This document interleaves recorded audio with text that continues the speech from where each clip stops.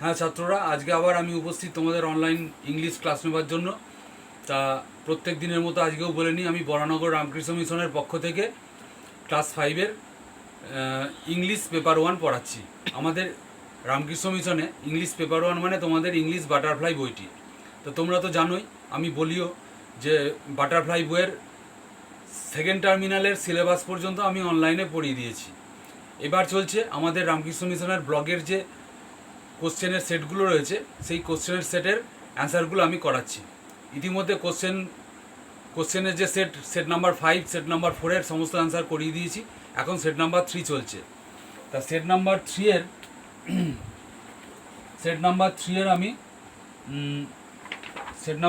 আমি reading scene করিয়েছি, reading unseen করিয়েছি, আনসিনের প্যাসেজটা করিয়েছি, বুঝিয়ে দিয়েছি এবং আনসিনের প্যাসেজের ভোকাবুলারি দিয়েছি। এবং আনসিনটা হচ্ছে question number 4। Question number 4-এর A B C 3টে কোশ্চেন আছে, এ বি সি পর্যন্ত আমি করিয়েছি। আজকে আমি ডি থেকে ধরবো, ঠিক আছে?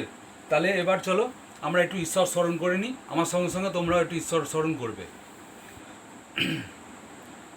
জয় মা ভবতারিণী মা, জয় শ্রী শ্রীরাম ভগবান রামকৃষ্ণ পরমহংসদেব, জয় শ্রী শ্রীমা সারদা মা, জয় শ্রী শ্রী স্বামী বিবেকানন্দ। হ্যাঁ, আমাদের নমস্কার, আশা করি তোমরাও করলে আমার সঙ্গে সঙ্গে। আর লেসন প্ল্যানটাও আমি বলে দিলাম। এবার চলো ক্লাসে ঢোকা যাক। দেখতে পাচ্ছ সেট নাম্বার 3। সেট নাম্বার 3-এর আমরা একটু এনলার্জ করি। রিডিং সিন হয়ে গেছে, দেখো ক্লাস 5 সাবজেক্ট ইংলিশ পার্ট 1 মানে পেপার 1। সিনটা হয়ে গেছে, আনসিন হয়ে গেছে, আনসিনের প্যাসেজ বুঝিয়ে দিয়েছি, আনসিনের প্যাসেজের ভোকাবুলারি দিয়েছি। আনসিন হচ্ছে question number 4। Question number 4-এর A B C 3টে কোশ্চেন আগের দিন করিয়ে দিয়েছি। আজকে কোশ্চেন নাম্বার ডি থেকে ধরবো।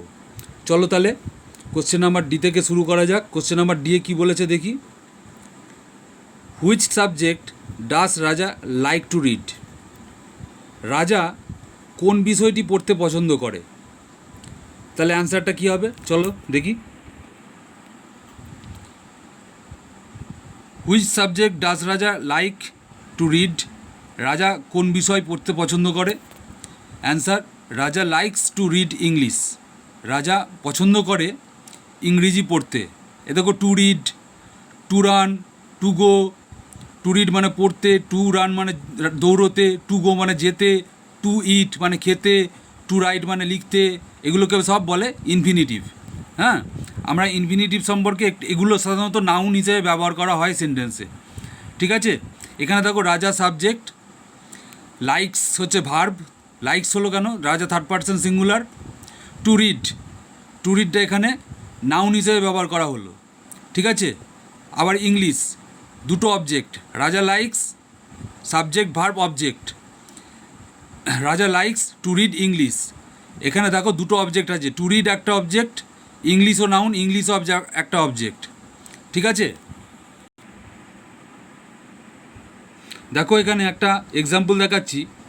I want to write a best selling Nobel, বা তুমি বলতে পারো I want to write a story.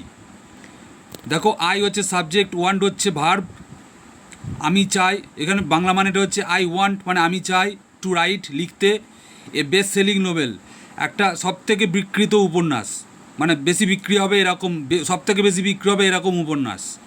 তুমি এ স্টোরি লিখতে পারো, I want to write a story. I হচ্ছে সাবজেক্ট, ওয়ান্ট হচ্ছে ভার্ব, আমি চাই।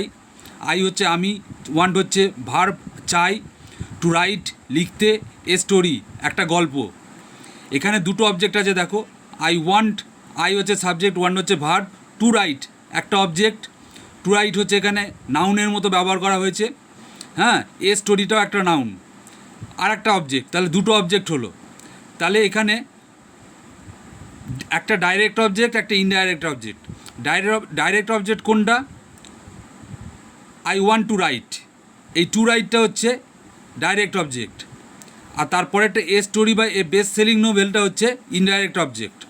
ঠিক আছে, আই ওয়ান্ট টু রাইট, আমি চাই লিখতে, এই লিখতে এটা নাউন ফ্রেজ, নাউনের মতো ব্যবহার করা হয়েছে, সেই জন্য এটাকে বলা হচ্ছে। আবার এ স্টোরিটাও একটা নাউন, টু রাইটটা হচ্ছে ডাইরেক্ট অবজেক্ট, এ স্টোরিটা বা বেস্ট সেলিং নোভেলটা হচ্ছে ইনডাইরেক্ট অবজেক্ট। ঠিক আছে, আমি ডাইরেক্ট এবং ইনডাইরেক্ট অবজেক্টের আরেকটা এক্সাম্পল দেখাচ্ছি। দেখো এখানে একটা এক্সাম্পল দেখাচ্ছি, I wrote my brother A heartfelt letter. I wrote my brother A heartfelt letter, আমি লিখেছিলাম আমার ভাইকে একটা আন্তরিক চিঠি। ঠিক আছে, আই হচ্ছে সাবজেক্ট, রোট মানে রোট হচ্ছে ভার্ব, মাই ব্রাদার একটা অবজেক্ট, এ হার্টফেল্ট লেটার একটা অবজেক্ট। এখানে দুটো অবজেক্ট আছে, কোন অবজেক্টটা তাহলে ডাইরেক্ট আর কোন অবজেক্টটা indirect. I wrote my brother, কি আমি কি লিখেছিলাম, এ হার্টফেল্ট লেটার একটা আন্তরিক চিঠি, এইটা হচ্ছে ডাইরেক্ট অবজেক্ট। কি লিখেছিলাম, এ হার্টফেল্ট লেটার, এটা ডাইরেক্ট অবজেক্ট। আর কাকে লিখেছিলাম, মাই ব্রাদার আমার ভাইকে, এইটা হচ্ছে ইনডাইরেক্ট অবজেক্ট। ইনডাইরেক্ট অবজেক্ট সবসময় নেয়, আর ভার্বটার যে কাজটা করে সেই কাজটা হচ্ছে ডাইরেক্ট অবজেক্ট। ঠিক আছে, তাহলে ইনডাইরেক্ট অবজেক্ট আর ডাইরেক্ট অবজেক্টের আমি এক্সাম্পলগুলো দিয়ে দিলাম এবং কাকে বলে বুঝিয়ে দিলাম। তাহলে প্রশ্নটা কী ছিল, হুইচ সাবজেক্ট ডাজ রাজা লাইক টু রিড, কোন বিষয়টি রাজা পছন্দ করে পড়তে। অ্যান্সারটা হবে রাজা লাইকস টু রিড ইংলিশ, রাজা ইংরেজি পড়তে পছন্দ করে।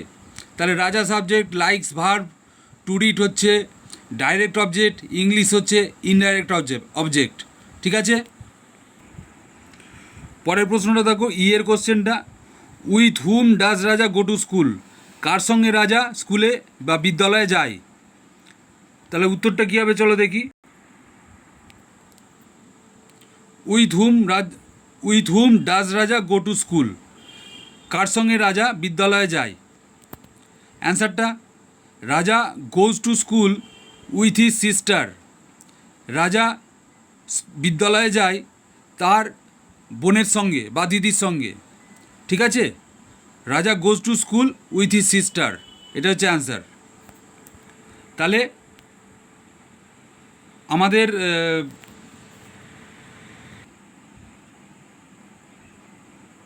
আমাদের কোশ্চেন নাম্বার 4-এর আনসিনের এটা হয়ে গেল, আনসিন 4-এর এর এ বি সি আগের দিন হয়ে গিয়েছিল, আজকে ডি আর ইটা হয়ে গেল। তাহলে 4-এর এটা হয়ে গেল, 4-এর এটা হয়ে গেল আজকে। তারপরে এরপর এবার বিতে আসছি। বিতে দেখো লেখা আছে রাইট ট্রু অর ফলস, এখানে টি আর এফ লেখা যাবে না, কিন্তু ট্রু কথাটা পুরো লিখতে হবে, ফলস কথাটা পুরো লিখতে হবে, যেমন কোশ্চেনে থাকবে তেমন করতে হবে। ঠিক আছে, বিয়ের এ দেখো, বিয়ের এতে কি বলেছে,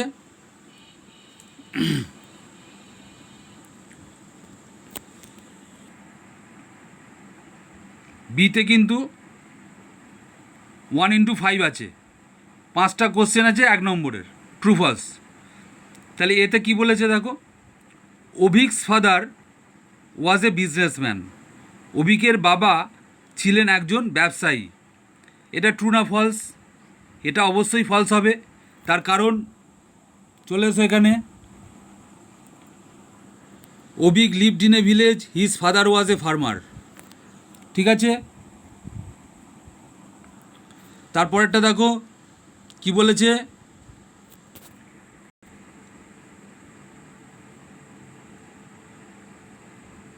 বিতে বলেছে Raja went to school with his brother, একদমই ভুল, আমি এক্ষুনি পড়ালাম Raja goes to school with his sister, তাহলে এটাও ফলস লিখতে হবে। তাহলে অভিকস ফাদার ওয়াজ এ বিজনেসম্যান, এটা যেমন ফলস, ঠিক আছে, বিয়েরটাও কিন্তু ফলস। দেখো এখানে লেখাই আছে প্যাসেজে, রাজা reads in a village primary school, he goes to school with his sister. ঠিক আছে, আর এখানে লেখা ছিল রাজা went to school with his brother. With his brother নয়, with his sister.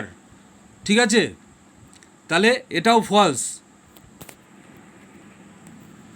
Question number সিতে দেখো কী আছে, he likes to read English. আমি একটু আগেই করিয়েছি। কোশ্চেন নাম্বার ডি ছিল রাজা লাইকস টু রিড ইংলিশ, তাহলে he likes to read English. এখানে দেখো প্যাসেজে রাজা reads in a village primary school, he goes to school with his sister, he likes to read English. তাহলে এটা he likes to read English, এটা একদম সঠিক। তাহলে সি এরটা হবে ট্রু, ট্রু লিখতে হবে, TRUE। ঠিক আছে, ডি এরটা দেখো, ওয়ান ডে রাজা বট এ টিভি সেট। একদিন রাজা একটা টিভি সেট কিনেছিল। ঠিক আছে, বাই বট বট তিনটে ফর্ম, বাই বট বট তিনটে ফর্ম। বাই মানে কেনা, বট হচ্ছে পাস্ট ফর্ম, আবার পাস্ট পার্টিসিপলেও বট। মূল প্যাসেজে দেখো আনসিনের, one day his father bought a TV set. তার মানে রাজার বাবা টিভি সেটটা কিনেছিল। ঠিক আছে, এখানে কি দেওয়া আছে, ওয়ান ডে রাজা বটে টিভি সেট, তাহলে ডিএডটা একেবারে ফলস। ঠিক আছে, FALSE ফলস লিখতে হবে। ঠিক আছে, ওয়ান ডে রাজা বটে টিভি সেট, এটা হবে ফলস, ডিএডটা ফলস। ইয়েরটা দেখো কী বলেছে, রাজা কট ফিশ ইন দ্য পন্ড। রাজা পুকুরে মাছ ধরতো, রাজা পুকুরে মাছ ধরতো, ইয়েরটা বলেছে, এটাও একদম ভুল। দেখো প্যাসেজে চলে এসো, Abik lived in a village, his father was a farmer, he grew paddy and vegetables, he also caught fish in the pond. অবিকের বাবা পুকুরে মাছ ধরতো। ঠিক আছে, তাহলে এখানে দিয়েছে রাজা কট ফিশ ইন দ্য পন্ড, রাজা পুকুরে মাছ ধরতো, এটা একদমই ভুল। তাহলে ইয়েটা ফলস হবে, ইয়ের অ্যান্সার ফলস হবে। বক্সে ফলস লিখতে হবে, FALSE ফলস লিখতে হবে। ঠিক আছে, তাহলে আজকে আমরা এই পর্যন্তই করালাম। আবার কালকে থেকে গ্রামার এবং ভোকাবুলারি, গ্রামার অ্যান্ড ভোকাবুলারি আমি ধরব। ঠিক আছে, হ্যাঁ, ইনফিনিটিভ সম্পর্কে আরেকটা আমি বলে দিই। ইনফিনিটিভ কিন্তু আমি বলেছি হয়তো নাউনের মতো ব্যবহার করা হয়। এখানে একটা এক্সাম্পল দিলে বুঝতে পারবে। টু আর, TO2 স্পেস দিয়ে, টু মানে হচ্ছে প্রিপোজিশন, যেমন টু আর, ERR, আর, আর মানে ভুল করা, টু আর মানে ভুল করতে। এখানে এটা একটা নাউনের মতো ব্যবহার করা হচ্ছে। টু আর ইজ হিউম্যান, ইজটা হচ্ছে ভার্ব, টু আর হচ্ছে সাবজেক্ট, ইজটা হচ্ছে ভার্ব, হিউম্যান মানে হচ্ছে অ্যাডজেক্টিভ, হিউম্যান হচ্ছে অ্যাডজেক্টিভ, হিউম্যান হচ্ছে অ্যাডজেক্টিভ, মানব সুলভ, হিউম্যান হচ্ছে মানব সুলভ, অ্যাডজেক্টিভ। ঠিক আছে, তাহলে to err is human, to আরটা নাউনের মতো ব্যবহার করা হচ্ছে, এটা একটা ইনফিনিটিভ। ঠিক আছে, এটা আমি বলে দিলাম। ঠিক আছে, আজকের পড়া মোটামুটি এখানেই শেষ হলো। কালকে আবার দেখা হচ্ছে। যা যা পড়ালাম প্রত্যেকটা জিনিস, মুখের কথা, খাতার লেখা সবই নোট ডাউন করবে। হ্যাঁ, এবং সেগুলোকে মুখস্থ করবে এবং সেগুলো প্র্যাকটিস করবে। কালকে আবার দেখা হচ্ছে। ভালো থেকো, সুস্থ থেকো, টাটা।